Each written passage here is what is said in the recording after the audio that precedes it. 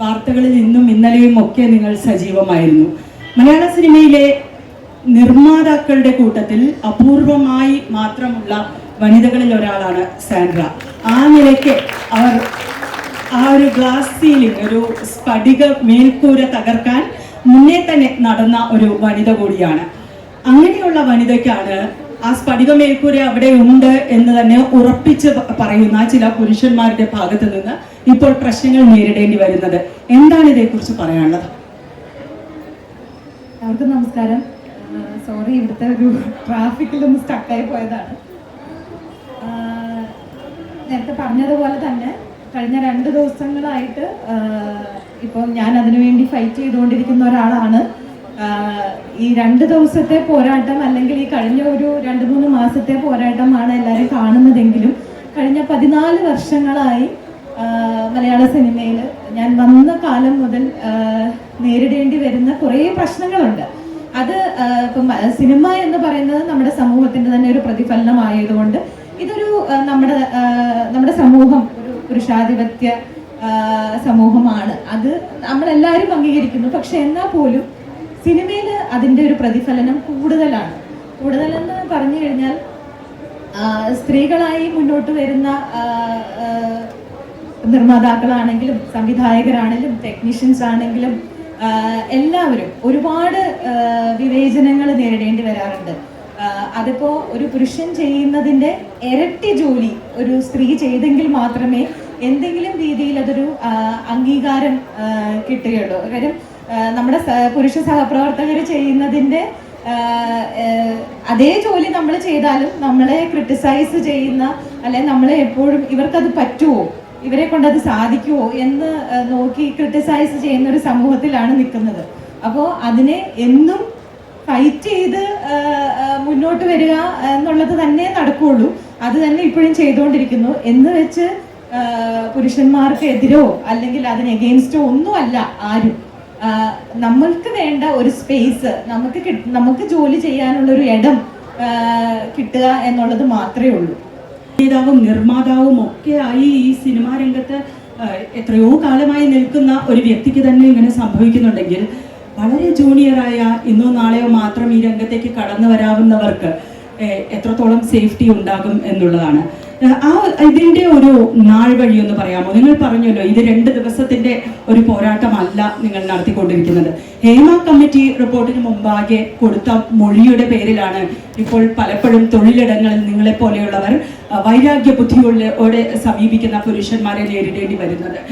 എന്താണ് നിങ്ങളുടെ പോരാട്ടത്തിന്റെ നാൾ വഴി? ഞാൻ നേരത്തെ പറഞ്ഞ ഭക്ഷണത്തിന്റെ വിവേചനത്തിൽ നിന്ന് തുടങ്ങാം. ഞാനൊരു നിർമ്മാതാവാണ്. അതിനർത്ഥം ഞാൻ ഒരു പവർ പൊസിഷനിൽ ഇരിക്കുന്ന ആളാണ്. ഞാനാണ് ആ സെറ്റിൽ കാര്യങ്ങൾ തീരുമാനിക്കുന്നത്. ഞാൻ പൈസ കൊടുത്തിട്ടാണ് ആ സെറ്റിൽ ഭക്ഷണം വാങ്ങുന്നത്. അതാണ് എല്ലാവരും കഴിക്കുന്നത്. അപ്പൊ കഴിഞ്ഞ എൻ്റെ സിനിമയുടെ സെറ്റിൽ അതിൻ്റെ ക്യാമറമാൻ വന്നിട്ട് എൻ്റെ അടുത്ത് പറഞ്ഞു, ഇന്നലത്തെ ബീഫ് അടിപൊളിയായിരുന്നു. അപ്പൊ ഞാൻ പറഞ്ഞു, എനിക്ക് ബീഫ് കിട്ടിയില്ലല്ലോ എന്ന് പറഞ്ഞു. അപ്പോൾ കിട്ടിയില്ലേ എന്ന് ചോദിച്ചു. അപ്പോൾ ഡയറക്ടറോട് ചോദിച്ചപ്പോൾ ഡയറക്ടർക്കും കിട്ടിയിട്ടുണ്ട്. അപ്പോൾ എന്താ എനിക്ക് കിട്ടാഞ്ഞ് എന്ന് ചോദിച്ചാൽ ഞാൻ ബാക്കിയുള്ളവരോട് ചോദിക്കുമ്പോൾ, അതായത് മെയിൻ ടെക്നീഷ്യൻസ് ആയ ആണുങ്ങളായിട്ടുള്ള ആളുകൾക്ക് എല്ലാവർക്കും ഈ സ്പെഷ്യൽ ബീഫ് കിട്ടിയിട്ടുണ്ട്. ഒരു പ്രൊഡ്യൂസറായ എനിക്കത് കിട്ടിയിട്ടില്ല. അവസാനം ഞാൻ അതിന്റെ മെസ്സ് നടത്തുന്ന ചേട്ടനെ വിളിച്ചിട്ട് പറഞ്ഞു, ചേട്ടാ ബീഫ് കഴിച്ചാൽ എനിക്കും ഇറങ്ങും എന്ന് പറയേണ്ടതായിട്ട് വന്നു. അവിടെ വരുന്ന ഒരു ടെക്നീഷ്യനായി ഏറ്റവും കൂടുതൽ വിവേചനങ്ങൾ അനുഭവിക്കുന്നത് ഈ ഹെയർ സ്റ്റൈലിസ്റ്റ് ആയിട്ടും മേക്കപ്പ് ആർട്ടിസ്റ്റ് ആയിട്ടും ഒക്കെ വരുന്ന സ്ത്രീകളാണ്. അവർക്കൊക്കെ ആരോടും കംപ്ലൈന്റ് പറയാൻ പോലും ഒരു ഇടമില്ലാത്ത അവസ്ഥയാണ്. ഇപ്പൊ കംപ്ലൈന്റ് പറഞ്ഞ ആളുകള് കടക്ക് പുറത്തെന്നും പറഞ്ഞുകൊണ്ട് അവരിപ്പോ അസോസിയേഷന് പുറത്തായി, അവരെ കേൾക്കാൻ ആളില്ലാണ്ടായി. ഇപ്പൊ എനിക്കൊക്കെ ഒരു മൈക്ക് കിട്ടുന്നുണ്ട്, അവർക്ക് അതും സാധ്യമല്ലാത്തൊരവസ്ഥയാണ്. അപ്പം ഇതിനൊക്കെ ഒരു അവസാനം എപ്പോ ഉണ്ടാവും എന്ന് എനിക്ക് അറിയത്തില്ല. പക്ഷെ ഹേമ കമ്മിറ്റി റിപ്പോർട്ട് വന്നതിന് ശേഷം ഒരുപാട് മാറ്റങ്ങൾ ഇവിടെ ഉണ്ടാവുമെന്ന് ഞാൻ അടക്കമുള്ള ആളുകൾ ഒരുപാട് പ്രതീക്ഷിച്ചിരുന്നു. അതിനനുസരിച്ചുള്ള ചെറിയ ചെറിയ അനക്കങ്ങൾ സംഭവിക്കുന്നുണ്ടെന്നുള്ളതല്ലാതെ ഒരു വലിയ മാറ്റം ഇവിടെ ഒന്നും സംഭവിച്ചിട്ടില്ല. അത് വരുമായിരിക്കാം. നേരത്തെയൊക്കെ ആളുകൾക്കൊരു ഭയം ഉണ്ടായിരുന്നു, ഇതൊക്കെ പുറത്തു വന്നു കഴിഞ്ഞാൽ എന്തെങ്കിലുമൊക്കെ സംഭവിക്കും, ഞങ്ങളുടെ ഇമേജിന് കോട്ടം തട്ടും, അല്ലെങ്കിൽ എന്തെങ്കിലുമൊക്കെ സംഭവിക്കും എന്നൊക്കെ ഉള്ളൊരു പേടിയുണ്ട്. ആ പേടി ഇപ്പൊ മാറിക്കിട്ടി. ഇപ്പൊ അവർക്ക് ഒന്നിനെയും ഭയമില്ലാതായി. ഇമേജ് തകരും അല്ലെങ്കിൽ ഫാമിലിയിൽ ഇഷ്യൂ ഉണ്ടാവും എന്നുള്ളവർക്ക് മാത്രമേ ഇതിനെയൊക്കെ ഭയക്കേണ്ടതായ അവസ്ഥയുള്ളൂ. അല്ലാത്തവർക്ക് ഇതിന്റെ ഒരു ഭയക്കേണ്ട കാര്യമില്ല. കാര്യം സർക്കാർ കൂടെ ഉണ്ടെങ്കിൽ എന്തും ചെയ്യാം. അല്ലാത്തവർക്ക് കുറച്ചൊക്കെ ഭയക്കണമായിരിക്കും. എന്നാൽ പോലും ഒരു പരിധി വിട്ട് ആർക്കും ഒന്നും ചെയ്യാൻ പറ്റില്ല എന്നുള്ള ഒരു ബോധ്യം ഇപ്പൊ അവർക്ക് വന്നിട്ടുണ്ട്. അപ്പൊ അതുകൊണ്ട് തന്നെ ഈ ഹേമ കമ്മിറ്റി റിപ്പോർട്ട് വന്നതിന് ശേഷം ഒരു കാര്യമായ മാറ്റം ഇൻഡസ്ട്രിയിൽ സംഭവിച്ചിട്ടുണ്ടോ എന്ന് ചോദിച്ചാൽ ഇല്ല. ഇനി വരുമെന്നുള്ളൊരു പ്രതീക്ഷയിലാണ് ഇരിക്കുന്നത്. ഇപ്പൊ എൻ്റെ ഒരു ഫൈറ്റ് എന്ന് പറയുന്നത്, ഞാൻ 23-ാമത്തെ വയസ്സിൽ സിനിമയിൽ വന്ന ഒരാളാണ്. അപ്പം കാര്യമായിട്ടൊരു എന്താ പറയുക, ഒരു എക്സ്പോഷറോ ഒന്നും കിട്ടാതെ തന്നെയാണ് ആദ്യം ചെയ്ത ബിസിനസ്. ഇത് തന്നെയാണ്. എന്തോ ഭാഗ്യം കൊണ്ട് അത് നന്നായി വന്നു. സിനിമയിൽ നിന്നാണ് ഞാൻ എല്ലാം പഠിച്ചത്. സിനിമയിൽ നിന്നാണ് എനിക്ക് എക്സ്പീരിയൻസ് കിട്ടിയത്, എനിക്ക് എക്സ്പോഷർ കിട്ടിയത്, എല്ലാം സിനിമയിൽ നിന്നാണ്. അപ്പൊ അതുകൊണ്ട് ഓരോ അനുഭവങ്ങളും എനിക്ക് വലിയ വലിയ പാഠങ്ങളായിരുന്നു. ആദ്യത്തെ സിനിമയിൽ എൻ്റെ ഫ്രൈഡേ എന്ന് പറയുന്ന സിനിമയിൽ ഒരു ഡ്രൈവർ വന്നിട്ട് എൻ്റെ അടുത്ത്, ഞാൻ പറഞ്ഞിട്ടാണ് ഒരു ചെക്ക് കൊടുക്കുന്നത് അദ്ദേഹത്തിന്. ഇത് ചെക്കാണ്, ബാങ്കിൽ പോയാൽ മാറി കിട്ടും എന്ന് പറഞ്ഞിട്ടാണ് കൊടുക്കുന്നത്. അപ്പം അദ്ദേഹം അത് വാങ്ങിച്ചുകൊണ്ട് പോയി. പിറ്റേ ദിവസം ആർട്ടിസ്റ്റ് എല്ലാവരും വട്ടം കൂടി ഇരുന്ന് സംസാരിച്ചുകൊണ്ടിരിക്കുന്നതിന്റെ ഇടയ്ക്ക് വന്നിട്ട് ഈ ചെക്ക് എടുത്ത് എൻ്റെ മുഖത്തേക്ക് വലിച്ചെറിഞ്ഞിട്ട് എനിക്ക് പറഞ്ഞു, എനിക്ക് വേണ്ട നിങ്ങളുടെ ചെക്കൊന്നും, എനിക്ക് പൈസ മതി, എനിക്ക് ക്യാഷ് ആയിട്ട് തന്നാൽ മതി എന്ന് പറഞ്ഞു. ഞാൻ പറഞ്ഞു, ഞാൻ ക്യാഷ് ആയിട്ട് തരാം, പക്ഷെ നിങ്ങൾ ഇനി ഈ സെറ്റിൽ വർക്ക് ചെയ്യണ്ട എന്ന് പറഞ്ഞു. പക്ഷെ അയാൾ പറഞ്ഞു, ഇല്ല ഞാൻ ഇനിയും വർക്ക് ചെയ്യുമെന്ന് പറഞ്ഞു. ഞാൻ പറഞ്ഞു, ഇല്ല നിങ്ങൾ വർക്ക് ചെയ്യില്ല, നിങ്ങൾ ഇനി ഈ സെറ്റിൽ വർക്ക് ചെയ്യില്ല എന്ന് പറഞ്ഞ് ഞാൻ എൻ്റെ കാര്യങ്ങളിലേക്ക് പോയി.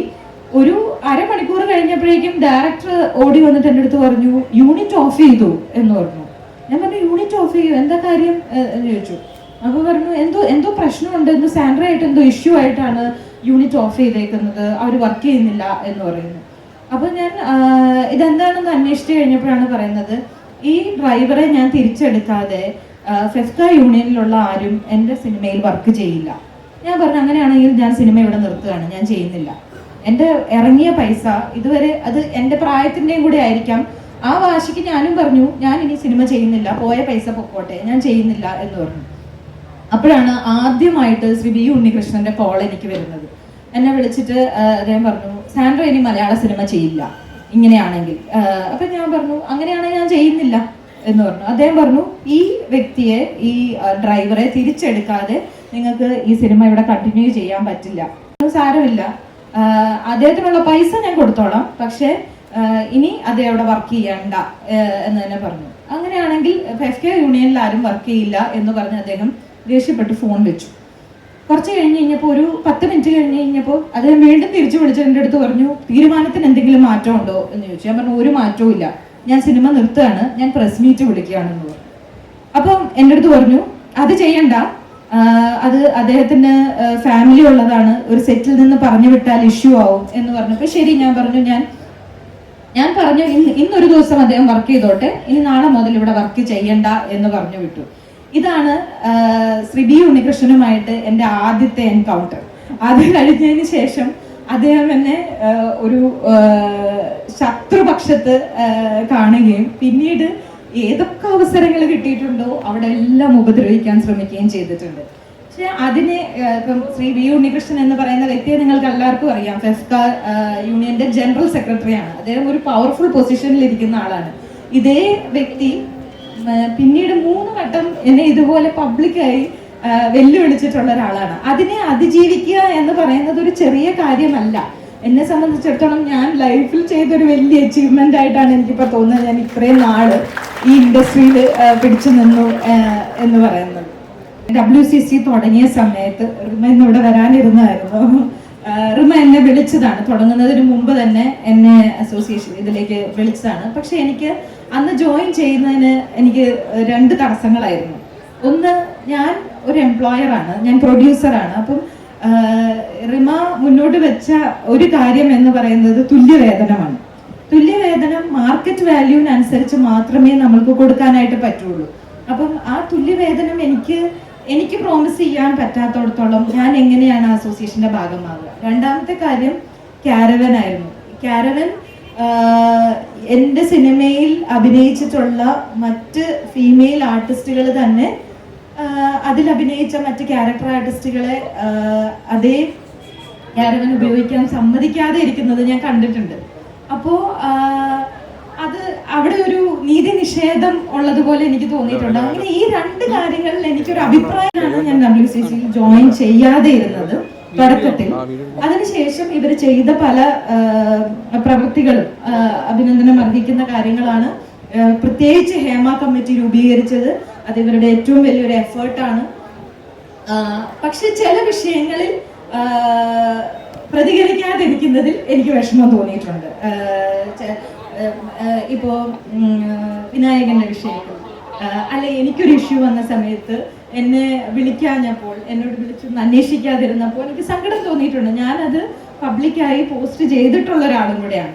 പക്ഷെ പിന്നീട് ഇപ്പൊ ഈ വിഷയങ്ങളെല്ലാം വന്ന സമയത്ത് 100% സപ്പോർട്ട് എനിക്ക് തന്നിട്ടുണ്ട്.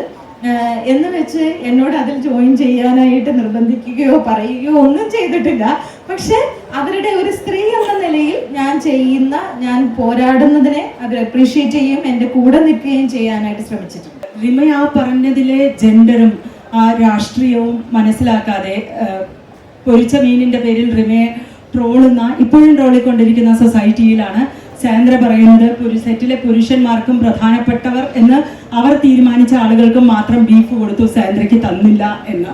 അപ്പോൾ നാളെ ഇതിൽ നിങ്ങൾ ട്രോൾ ചെയ്യപ്പെടുമായിരിക്കാം. മറ്റൊരു കാര്യം എനിക്ക് ആഡ് ചെയ്യാൻ തോന്നിയത്, ഈ പറഞ്ഞതുപോലെ പലപ്പോഴും വനിതകൾ അവർക്കായി ഒരു കളക്റ്റീവ് രൂപീകരിക്കുമ്പോൾ, അതിപ്പോൾ സിനിമയിലാവട്ടെ, ഞങ്ങൾ വർക്ക് ചെയ്യുന്ന മാധ്യമ മേഖലയിലാകട്ടെ, ഇതിൽ സമൂഹത്തിൽ നടക്കുന്ന അല്ലെങ്കിൽ ആ മേഖലയിൽ നടക്കുന്ന എല്ലാ കാര്യങ്ങൾക്കും നമ്മളൊരു നിലപാടെടുക്കണമെന്നും പുറത്ത് പറയണം എന്നും വാശി പിടിച്ചുകൂടാ എന്നുള്ളതാണ്. ഇപ്പോൾ വിനായകന്റെ കാര്യം നേരത്തെ സൂചിപ്പിച്ചത് കൊണ്ട് എനിക്കിത് പറയണം എന്ന് തോന്നിയതാണ്. കാരണം നമ്മൾ അതിലും വലിയ, അതിലും കൂടുതൽ പ്രാധാന്യമുള്ള, ഈ പറഞ്ഞതുപോലെ നമ്മുടെ ഏറ്റവും താഴെ തട്ടിൽ ജോലി ചെയ്യുന്ന ആളുകളുടെ കഞ്ഞി മുട്ടിക്കുന്ന തരത്തിലുള്ള നിലപാടുകൾ ഈ പുരുഷന്മാർ എടുക്കുമ്പോൾ അതിനെ പ്രതിരോധിച്ചു കൊണ്ടിരിക്കുന്ന അത്തരം പോരാട്ടങ്ങളിൽ എനിക്കറിയാം ഈ WCC മെമ്പർമാരിൽ പലരും അഹോരാത്രം പണി ചെയ്താണ്, അവർ ക്ഷീണിതരായാണ് ഒടുവിൽ ഈ ഹേമ കമ്മിറ്റി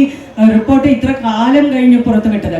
അപ്പോൾ അവർ അത്രയും ജോലി ചെയ്തുകൊണ്ടിരിക്കുമ്പോൾ അവർ ഈ വിഷയത്തിൽ എന്തുകൊണ്ട് പ്രതികരിച്ചില്ല, അല്ലെങ്കിൽ ഈ വിഷയത്തിൽ പ്രതികരിക്കാമായിരുന്നു എന്നൊക്കെ നമ്മൾ എടുക്കുന്ന നിലപാട് യഥാർത്ഥത്തിൽ ഈ സ്ത്രീകളെ ഒന്നുകൂടെ താഴോട്ട് വലിക്കുന്നത് പോലെയാണ് എന്നാണ് എനിക്ക് വ്യക്തിപരമായി മാധ്യമരംഗത്തെ ഇത്തരം കാര്യങ്ങൾ ചെയ്യുമ്പോൾ തോന്നിയിട്ടുള്ളത്. സാന്ദ്രയോടുള്ള എൻ്റെ ചോദ്യം, ഈ സാന്ദ്ര ഒരു നിർമ്മാതാവ് കൂടിയാണല്ലോ, ഇപ്പോൾ prevention of sexual harassment act എത്രത്തോളം നടപ്പാക്കാൻ, IC സാന്ദ്രയുടെ സെറ്റുകളിൽ നടപ്പാക്കാൻ എത്രത്തോളം നിങ്ങൾ ഇതുവരെ ശ്രമിച്ചിട്ടുണ്ട്? ഇതിൽ വന്നിട്ട് ഇപ്പം അധികം കാലമായിട്ടില്ല. സത്യം പറഞ്ഞാൽ ഇതിനെക്കുറിച്ച് ആരും അവെയർ അല്ല എന്നുള്ളതാണ്. ഇപ്പൊ പല സെറ്റുകളിലും IC കമ്മിറ്റിയിലെ മെമ്പേഴ്സിന്റെ പേരൊക്കെ യൂണിറ്റ് വണ്ടിയുടെ ബാക്കിലാണ് എഴുതി വെക്കുന്നത്. അപ്പൊ അതുകൊണ്ട് തന്നെ ആർക്കും അറിയില്ല ആരെയാണ് വിളിക്കേണ്ടത്, എന്താണ് പറയേണ്ടത്, ഒന്നും അറിയില്ല. സിനിമാ സെറ്റുകളിലെ IC കമ്മിറ്റി ശരിക്കും പറഞ്ഞാൽ പ്രായോഗികമല്ല. അതിന് കാരണം, ഇപ്പൊ എനിക്കറിയാവുന്ന ഒരു സെറ്റിൽ തന്നെ ഒരു അസോസിയേറ്റ് ഡയറക്ടറാണ് ഈ IC കമ്മിറ്റിയിലുള്ളത്. അപ്പം ഒരു പ്രധാന നടിയല്ല, ഒരു ക്യാരക്ടർ ആർട്ടിസ്റ്റിന് ഒരു ബുദ്ധിമുട്ടുണ്ടായത് ആ സിനിമയുടെ നിർമ്മാതാവിൽ നിന്ന് തന്നെയാണ്. അപ്പോൾ അവിടെ ചെന്ന് കംപ്ലൈന്റ് പറഞ്ഞു കഴിഞ്ഞപ്പോൾ ഇത് ആദ്യം അറിയുന്നത് ഈ നിർമ്മാതാവ് തന്നെയാണ്, അത് ഒതുക്കി തീർക്കാൻ ശ്രമിക്കുന്നതും നിർമ്മാതാവ് തന്നെയാണ്. പിന്നീട് ഇതിന് അപ്പുറത്തേക്ക് അത് പോകുന്നില്ല. അപ്പൊ അത് എപ്പോഴും ഒരു എന്താ പറയാ, ഈ അസിസ്റ്റന്റ് ഡയറക്ടേഴ്സും അങ്ങനെയുള്ള ആളുകളൊക്കെ, അതായത് പവർ പൊസിഷനിലല്ലാത്ത ആളുകൾ IC കമ്മിറ്റിയിൽ വരുമ്പോൾ, പ്രത്യേകിച്ച് സിനിമ എന്ന് പറയുന്നത് എല്ലാവരും അവസരത്തിന് വേണ്ടി നിൽക്കുന്ന ആൾക്കാരാണ്. അപ്പോൾ ഇങ്ങനെ ഒരു അവസരം വരുമ്പോൾ അവർക്ക് അവരുടെ കാര്യങ്ങൾ നേടാൻ വേണ്ടിയിട്ട് ഇതിനെ ഉപയോഗിക്കാതിരിക്കട്ടെ എന്നുള്ളതാണ് പറയാനുള്ളത്. ബിക്കോസ് ഈ സിനിമയിൽ ഓരോ സെറ്റുകളിലും വെക്കുന്ന IC കമ്മിറ്റി ശരിക്കും പറഞ്ഞാൽ പ്രായോഗികമല്ല. അതായത് ഇങ്ങനൊരു ഇൻസിഡന്റ് വന്ന് അവിടെ പറഞ്ഞു കഴിയുമ്പോൾ ഈ അസിസ്റ്റന്റ് ഡയറക്ടർ അല്ലെങ്കിൽ അസോസിയേറ്റ് ഡയറക്ടർ അങ്ങനെയുള്ള ആളുകൾ, അവർക്ക് പിന്നീട് ഈ നിർമ്മാതാവിൽ നിന്ന് ആവശ്യങ്ങൾ ഉണ്ടായിരിക്കാം, അവര് അതിനു വേണ്ടിയിട്ട് ഇതങ്ങ് ഒതുക്കും. ഇത് ഒതുക്കി അവർക്ക് പിന്നീട് ചിലപ്പം ആ നിർമ്മാതാവിൽ നിന്ന് ഞാൻ ഈ പറഞ്ഞ ഇൻസിഡന്റ് എന്ന് പറയുന്നത് വളരെ പ്രശസ്തനായ ഒരു നിർമ്മാതാവാണ്. അപ്പോൾ അത് അവർക്ക് പിന്നീട് ഉപകാരങ്ങൾ ഉണ്ടാവും. അതുകൊണ്ട് തന്നെ ഈ വിക്ടിം അവിടെ എന്താ പറയാ, അവർ പറഞ്ഞു പോയി, പിന്നീട് അവർക്കത് തിരിച്ചെടുക്കാനും പറ്റില്ല, എന്നാൽ അതിന്റെ പേരിൽ ഒരു ആക്ഷനും അവിടെ ഉണ്ടാവുന്നില്ല. അതാണ് സംഭവിക്കുന്നത്. അങ്ങനെ പല സെറ്റുകളിലും സംഭവിച്ചതായി അറിവുണ്ട്. ഇപ്പം ആദ്യമായിട്ട് ഇന്നലെയാണ് ചേംബറിന്റെ IC കമ്മിറ്റിയിൽ ഒരു കംപ്ലൈന്റ് വരുന്നത്. ഇത്രയും നാളായി IC കമ്മിറ്റി ഒക്കെ തുടങ്ങിയിട്ട് എത്രയോ നാളുകളായി. പക്ഷെ കേരള ഫിലിം ചേംബറിന്റെ IC കമ്മിറ്റിയിൽ ആദ്യമായിട്ട് ഒരു കംപ്ലൈന്റ് വരുന്നത് അത് ഇന്നലെയാണ്. അത് ഫെഫ്കയിലെ മെമ്പറായ രോഹിണിയുടെ കംപ്ലൈന്റ് ആണ് വരുന്നത്. ഇതുവരേക്കും അവിടെ അങ്ങനെ ഒരു കംപ്ലൈന്റ് വന്നിട്ടില്ല. ആളുകൾക്ക് അറിയില്ല ഇതെവിടെയാണ്. ഇപ്പൊ IC കമ്മിറ്റി ഉണ്ട് എന്ന് പറയുന്നു, പല ചർച്ചകളിലും കേൾക്കുന്നു. പക്ഷെ സിനിമാ പ്രവർത്തകർക്ക് പലർക്കും, ഇപ്പൊ ഞങ്ങള് പ്രൊഡ്യൂസേഴ്സ് അസോസിയേഷനിൽ ഒരു സ്ത്രീകളെല്ലാവരും, നിർമ്മാതാക്കളെല്ലാവരും കൂടെ ഒരു ഇത് കൂടിയപ്പോ ആർക്കും അറിയില്ല. ആർക്കും വെക്കണമെന്നറിയാം, ഒരു IC കമ്മിറ്റി വെക്കണം എന്നറിയാം. പലരും എന്താ ചെയ്യുന്നതെന്ന് വെച്ചാൽ അവരുടെ തന്നെ ഫ്രണ്ട്സിനെയോ അല്ലെങ്കിൽ ആരെങ്കിലും പിടിച്ചൊരു കമ്മിറ്റി ഉണ്ടാക്കുന്നു. പേരിന് ഒരു IC കമ്മിറ്റി വേണം, ഒക്കെ ഒരു കമ്മിറ്റി ഉണ്ടാക്കി. അതല്ലാതെ ഇതിന്റെ പ്രവർത്തനം എന്താണെന്നോ അതിനെക്കുറിച്ചൊന്നും അവെയർ അല്ല സിനിമാ പ്രവർത്തകർ.